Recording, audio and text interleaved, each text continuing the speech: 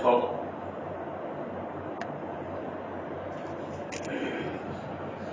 بسم اللہ الرحمن الرحیم. الحمد للہ رب العالمین، والصلاة والسلام على سید الانبیاء والمرسلین وخاتم النبیین محمد وآلہ وصحبہ اجمعین ومن تبعهم بإحسان ودعا بدعوتهم إلى يوم الدين. أما بعد، عن أبي هريرة رضي الله عنه قال: كان رسول الله صلى الله عليه وسلم يراقب في قيام رمضان من غير أن يأمرهم بعزيمة، فيقول: من قام رمضان إيمانا واحتسابا غفر له ما تقدم من ذنبه، إلى آخر الحديث، أو كما قال عليه الصلاة والسلام. رواه الترمذي. اللهم صل وسلم على سيدنا ونبينا وحبيبنا وشفيعنا وقرة أعيننا ومولانا محمد النبي الأمي وعلى آلہ وأصحابہ وأزواجہ وذریاتہ وآل بیتہ اجمعین. میرے بھائیوں، بزرگوں، دوستوں، جیسا کہ آپ جانتے ہیں کہ گزشتہ کئی مہینوں سے نماز کے موضوع پر گفتگو ہو رہی ہے. گزشتہ جمعے کو جمعہ کی نماز کی اہمیت و فضیلت پر گفتگو ہوئی، اور آج کا موضوع ہے تراویح کی نماز. رمضان مبارک کی ایک مخصوص عبادت صلاۃ التراویح ہے، جو اپنی ایک الگ شان رکھتی ہے. اس کے ذریعے سے رمضان المبارک میں مساجد کی رونق بڑھ جاتی ہے، عبادت میں غیر معمولی اضافہ ہو جاتا ہے. صحیح حدیث میں آیا ہے کہ رسول اللہ صلی اللہ علیہ وسلم نے تین دن جماعت سے تراویح کی نماز پڑھائی. جب بھیڑ زیادہ ہونے لگی تو اس خوف سے کہ کہیں یہ نماز امت پر فرض نہ ہو جائے، آپ نے اس کو ترک فرما دیا. چنانچہ بخاری شریف کی روایت ہے، حدیث کے راوی حضرت زید بن ثابت رضی اللہ عنہ، وہ روایت کرتے ہیں کہ حضور پاک صلی اللہ علیہ وسلم کے لیے مسجد نبوی میں بوریے کا ایک حجرہ تیار کیا گیا.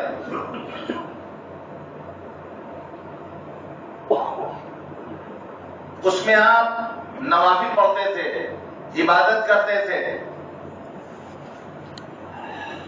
حالت اعتکاف میں تھے.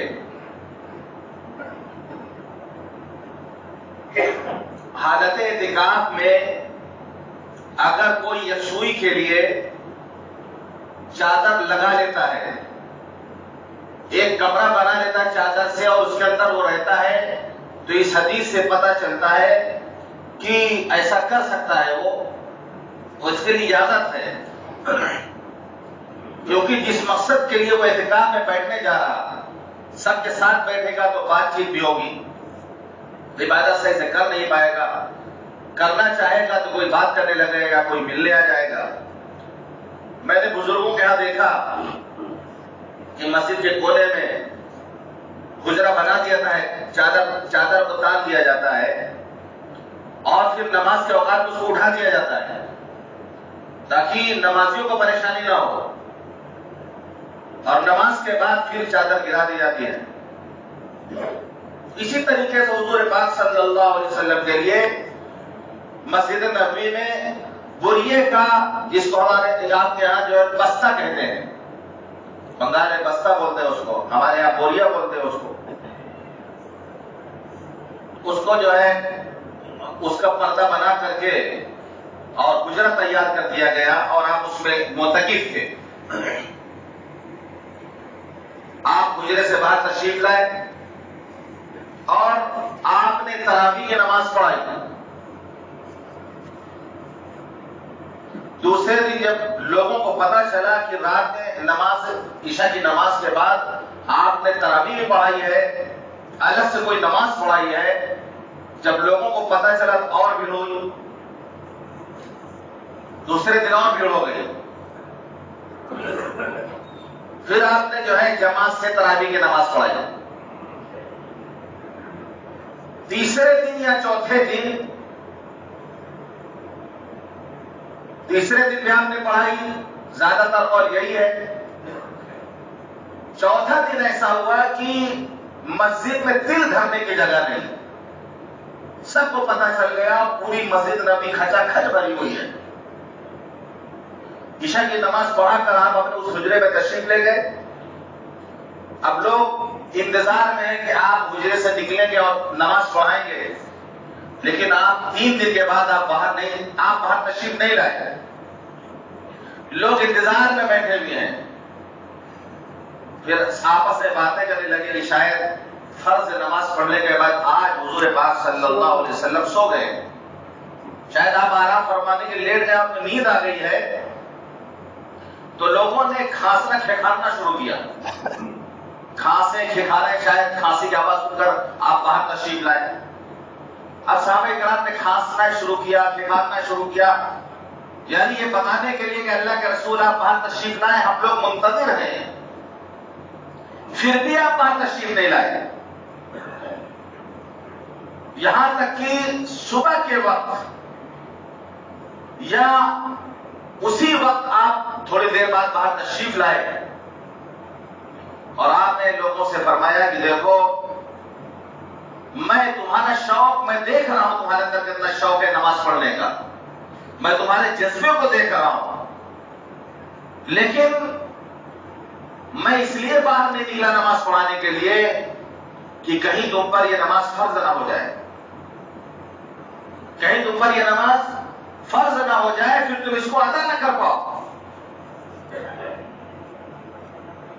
لیکن 3 دن تک آپ نے تراویح کی نماز جماعت سے پڑھائی. عشاء کی جماعت نماز پڑھانے کے بعد 3 دن کے بعد آپ نے سلسلہ موقوف کر دیا، یہاں تک کہ حضور پاک صلی اللہ علیہ وسلم کی وفات ہو گئی. لیکن آپ اپنی حیات طیبہ میں ترغیب دیتے تھے، جیسے کہ میں نے ابھی روایت ترمذی شریف کی پڑھی ہے کہ حضرت ابو ہریرہ رضی اللہ عنہ فرماتے ہیں کہ کان رسول اللہ صلی اللہ علیہ وسلم یرغب فی قیام رمضان، کہ رسول اللہ صلی اللہ علیہ وسلم لوگوں کو رمضان کی راتوں میں عبادت کرنے کی ترغیب دیتے تھے. یعنی حتمی حکم نہیں دیتے تھے، ان کو ترغیب دیتے تھے، حکم نہیں دیتے تھے. حکم دینے کا مطلب واجب، ترغیب کا مطلب سنت.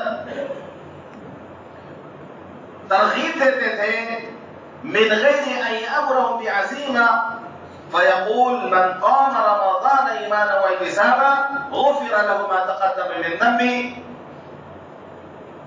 کہ جو رمضان کی راتوں میں قیام کرے گا، قیام رمضان یہ تراویح کی اصطلاح، یہ تراویح کا نام یہ بعد میں پڑا ہے.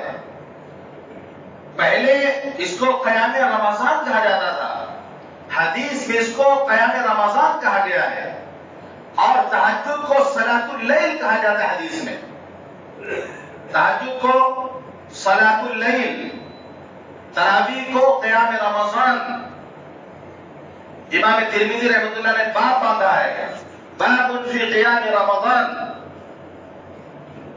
تراویح کی اصطلاح بعد میں ہوئی. تراویح اصل میں کہتے ہیں، ترویہ کہتے ہیں جب ہم 4 رکعت پڑھ کر کے بیٹھتے ہیں آرام کرنے کے لیے، اس کو بولتے ہیں ترویہ.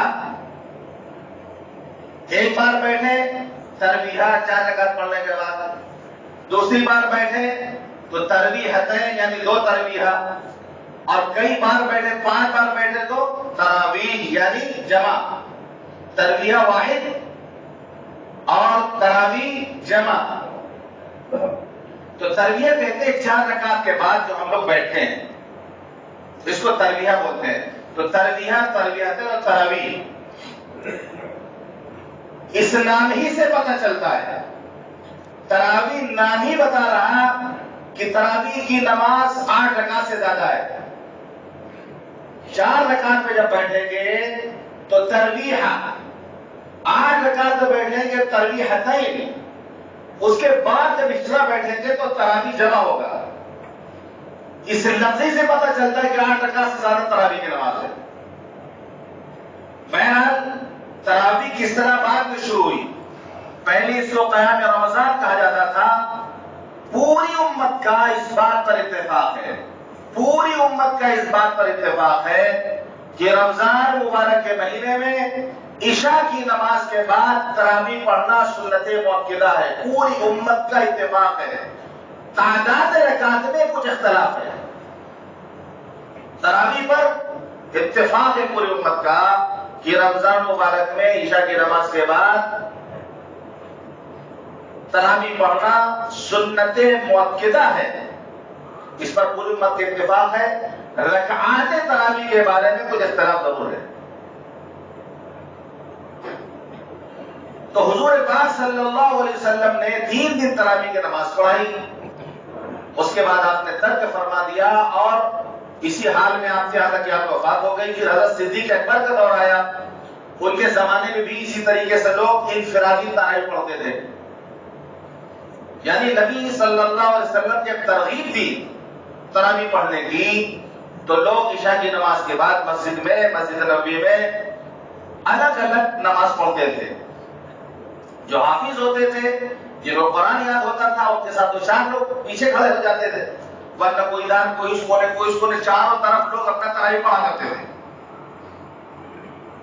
انفرادی نماز ہوتی تھی تراویح کی، کیونکہ حضور پاک صلی اللہ علیہ وسلم نے فرمایا تھا کہ رمضان کی رات میں جو عبادت کرے گا، جو کھڑا ہوگا، قیام رمضان مطلب رمضان میں کھڑا ہونا مطلب عبادت کرنے کے لیے، نماز پڑھنے کے لیے جو کھڑا ہوگا، وغفر له ما تقدم من ذنبه، اللہ اس کے گزشتہ سارے گناہوں کو معاف فرما دے گا، اس کے سارے گناہ معاف ہو جائیں گے۔ جو ترغیب آپ نے دی تو صحابہ کرام تراویح پڑھتے تھے، لیکن انفرادی طور پہ پڑھتے تھے۔ تو حضور پاک صلی اللہ علیہ وسلم کے زمانے میں انفرادی پڑھتے تھے۔ حضرت ابو بکر صدیق رضی اللہ عنہ دور خلافت میں بھی ایسی تراویح کا معاملہ چلتا رہا، لوگ انفرادی طور پہ پڑھتے تھے اپنا اپنا۔ حضرت عمر رضی اللہ عنہ کے خلافت کے زمانے میں 6 سال تک یہی سلسلہ چلتا رہا، کیونکہ اس وقت مسلمان مشغول تھے، دنیا کی 2 سپر پاور جو طاقت تھی، روم اور ایران، ان سے جنگ چھڑی ہوئی تھی، اور 6 سال کا عرصہ لگا، مسلمان اس میں مشغول تھے، اور جب سپر پاور کی طاقت کو توڑ دیا اور اس سے فارغ ہوئے، جب کچھ اطمینان ہوا، تو آخر کے 6 سالوں میں پھر معاملہ یہ ہوا کہ حضرت عمر رضی اللہ عنہ کے بارے میں آتا ہے کہ آپ نے دیکھا کہ مسجد نبوی میں لوگ نماز پڑھ رہے ہیں، الگ الگ نماز پڑھ رہے ہیں، کوئی یہاں ہے، کوئی وہاں ہے، کوئی یہاں، کوئی ادھر، کسی کے پیچھے 2 آدمی کھڑے ہوئے پڑھ رہے ہیں۔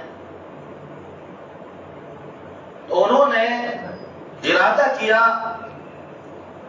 کہ حضور پاک صلی اللہ علیہ وسلم کو یہ نماز پسند تھی، اور آپ نے صرف فرض ہونے کے ڈر کی وجہ سے کہ کہیں امت میں فرض نہ ہو جائے، آپ نے ترک فرما دیا۔ لیکن اب آپ تو دنیا سے تشریف لے جا چکے ہیں، اب تو یہ نماز فرض ہوگی نہیں، اب تو شریعت آئے گی نہیں، اب تو نماز فرض ہونے کا حکم نہیں آئے گا۔ تو ایسا کیوں نہ کرے کہ ایک امام کے پیچھے سب کو کھڑا کر کے با جماعت تراویح کی نماز ہو، کیونکہ جو فرض ہونے کا جو خطرہ تھا وہ اب نہیں ہے۔ تو حضرت عمر رضی اللہ عنہ نے حضرت ابی بن کعب رضی اللہ عنہ کو امام بنایا، اور حضرت ابی بن کعب رضی اللہ عنہ یہ امامت کرتے تھے تراویح کی نماز کی. حضرت ابی بن کعب رضی اللہ عنہ کاتب وحی بھی تھے، وحی لکھا کرتے تھے. حضور پاک صلی اللہ علیہ وسلم پر جب وحی کا نزول ہوتا تھا تو حضرت ابی بن کعب رضی اللہ عنہ سے حضور پاک صلی اللہ علیہ وسلم کتابت کراتے تھے، وحی لکھاتے تھے. اس کے بعد حضرت ابی بن کعب رضی اللہ عنہ وہ صحابی کہ حضور پاک صلی اللہ علیہ وسلم کی حیات طیبہ کے حافظ قرآن ہوتے ہیں، اور آپ نے فرمایا اقرؤہم ابی بن کعب. اقرؤہم یعنی ابی بن کعب سب سے بڑے قاری اس امت کے، اس امت کے سب سے بڑے قاری حضرت ابی بن کعب رضی اللہ عنہ. ضرور شریف پڑھ لیں.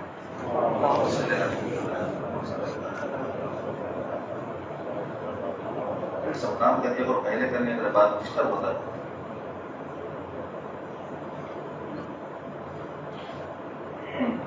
یہ تو ہے موضوع میں گفتگو، اوپر سے یاد کرنا، حوالہ مدلل بات کرنا، پھر کچھ ہو جاتا ہے تو ذہن ادھر ادھر ہو جاتا ہے.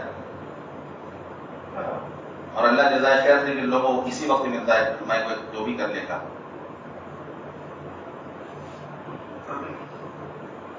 تو حضرت ابی بن کعب رضی اللہ عنہ سب سے بڑے قاری تھے. اقرؤہم آپ نے فرمایا اس امت کے سب سے بڑے قاری حضرت ابی بن کعب رضی اللہ عنہ. ان کا یہ مقام تھا کہ ایک مرتبہ حضور پاک صلی اللہ علیہ وسلم فرمایا کہ اے ابی، اللہ نے مجھے حکم دیا ہے کہ میں تمہیں قرآن پڑھ کر سناؤں.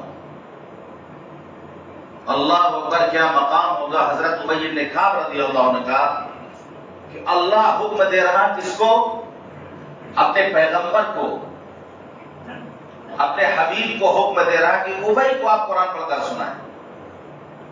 تو حضرت ابی بن کعب رضی اللہ عنہ نے پوچھا اللہ سمانی، اے اللہ کے رسول کیا اللہ نے میرا نام لے کے آپ سے کہا؟ تو فرمایا ہاں اللہ سمان، اللہ نے تمہارا نام لے کے کہا کہ ابی کو قرآن سناؤ. پھر حضور پاک صلی اللہ علیہ وسلم نے سورہ بینہ لم یکن الذین کفروا، یہ سورہ حضرت حضور پاک صلی اللہ علیہ وسلم نے حضرت ابی کو سنائی.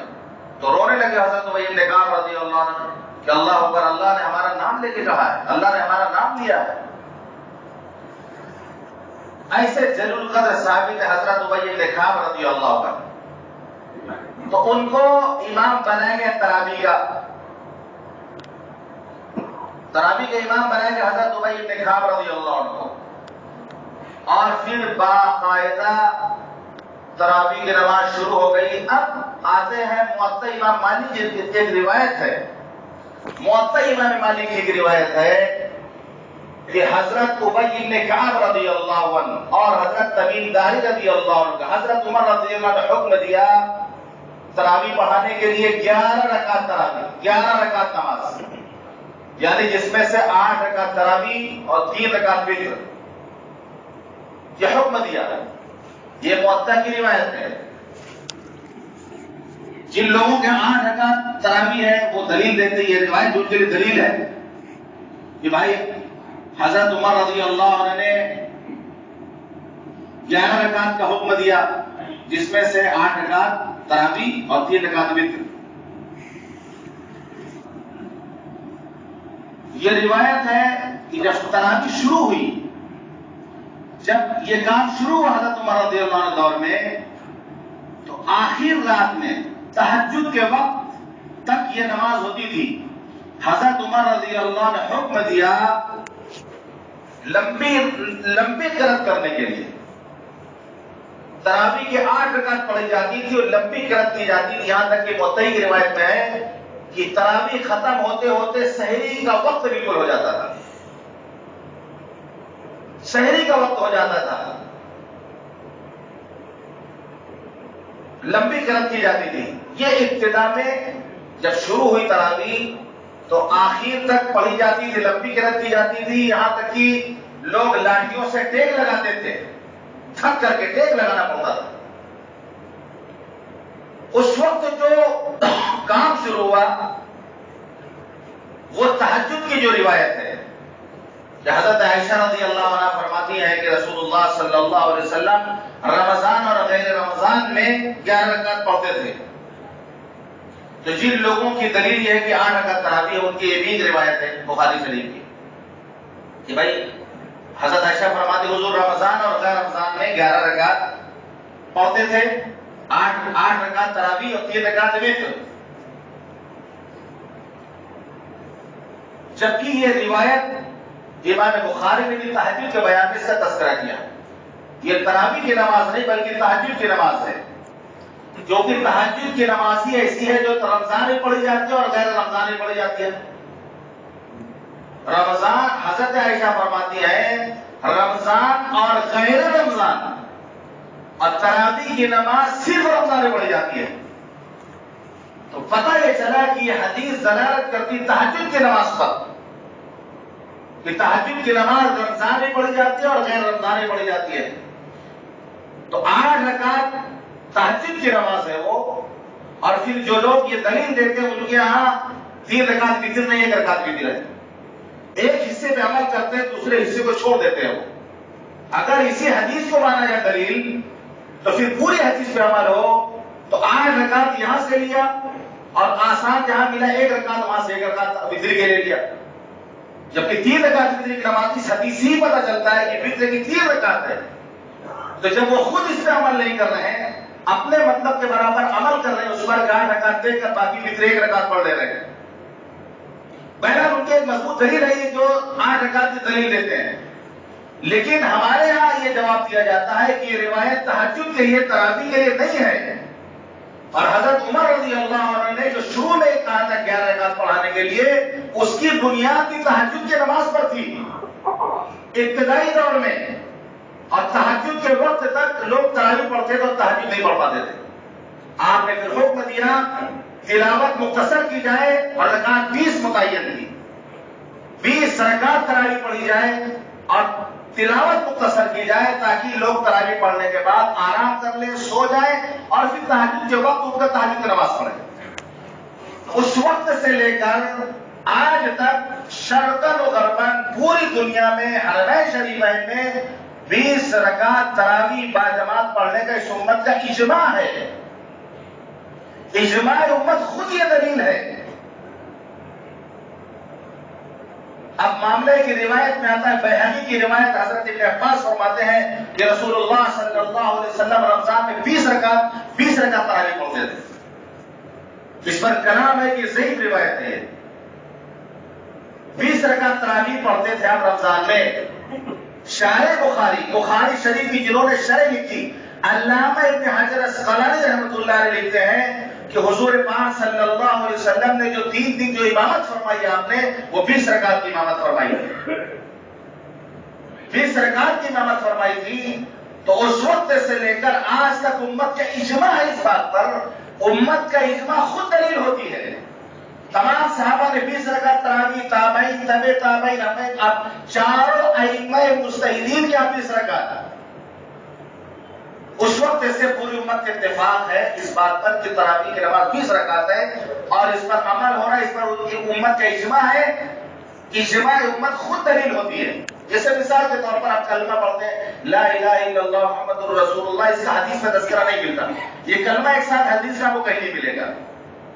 قرآن میں بھی ہے لیکن لا الہ الگ ہے, محمد رسول اللہ الگ ہے.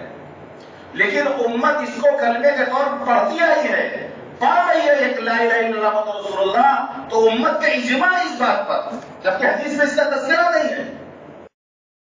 امت کا اجماع خود یہ بتاتا ہے کہ 20 رکعت تراویح سنت موقدہ ہے اور 20 رکعت تراویح پوری دنیا میں پڑھی جاتی ہے. حرمین شریفین میں پڑھی جاتی ہے. امام بدل جاتے ہیں تو الگ بات ہے, پبلک تو 20 پڑھ رہی ہے. لوگ بولتے امام صاحب تو 8 پڑھ کے چلے جاتے ہیں. امام 8 پڑھ کے گئے, پوری پبلک لاکھوں کی عوام تو 20 رکعت پڑھ رہی وہاں پر. امام چینج ہو رہا لیکن عوام تو 20 رکعت پڑھ رہی پوری وہاں پر. تو بہرحال پوری امت کے اس بات پر اتفاق ہے کہ تراویح کی نماز 20 رکعت ہے اور اس سے مسجدیں آباد ہوئی. یہاں تک کہ حضرت علی رضی اللہ عنہ کے بارے میں آتا ہے کہ وہ مسجد سے گزر رہے تھے، دیکھا کہ لوگ تراویح کی نماز پڑھ رہے ہیں، تو آپ نے فرمایا نور اللہ قبر عمر، نور اللہ قبر عمر کما نور مساجد اللہ بالقرآن۔ حضرت علی رضی اللہ عنہ نے فرمایا کہ اللہ حضرت عمر رضی اللہ عنہ کے، حضرت عمر رضی اللہ عنہ قبر کو منور فرماتے جس طریقے سے انہوں نے اللہ کے گھر کو قرآن سے منور کر دیا، اللہ کے گھر کو قرآن سے منور کر دیا۔ اور حضرت عمر رضی اللہ عنہ دیکھا کہ سارے صحابہ جب ایک پیچھے حضرت ابی بن کعب رضی اللہ عنہ کے پیچھے پڑھ رہے ہیں تو فرمائے نعمت البدعۃ هذه، کتنی اچھی بات ہے یہ، کتنی اچھی شروعات ہے یہ، تعریف فرمائی آپ نے اس بات کی، آپ نے تعریف فرمائی اس بات کی۔ تو تراویح ہم اہتمام سے پڑھیں گے، اور کہیں 5 دن میں ختم، کہیں 4 دن میں ختم، کہیں 6 دن میں ختم، یہ سب صحیح نہیں ہے۔ اور دوسری بات یہ کہ ہم اپنے آپ کو فارغ کریں تراویح کے لیے۔ رمضان کا مہینہ عبادت کا مہینہ ہے، مغفرت کا مہینہ، ہم اپنے آپ کو فارغ کریں، ہم اپنے آپ کو تراویح کے تابع کریں، تراویح کو اپنے تابع نہ کریں کہ کبھی یہاں کبھی وہاں پڑھ کے اس کے بعد چھٹی پا لیں۔ کم از کم 27 اور 29 تک مسجدوں میں بھی تراویح ہونی چاہیے تاکہ آخر تک لوگ رہیں۔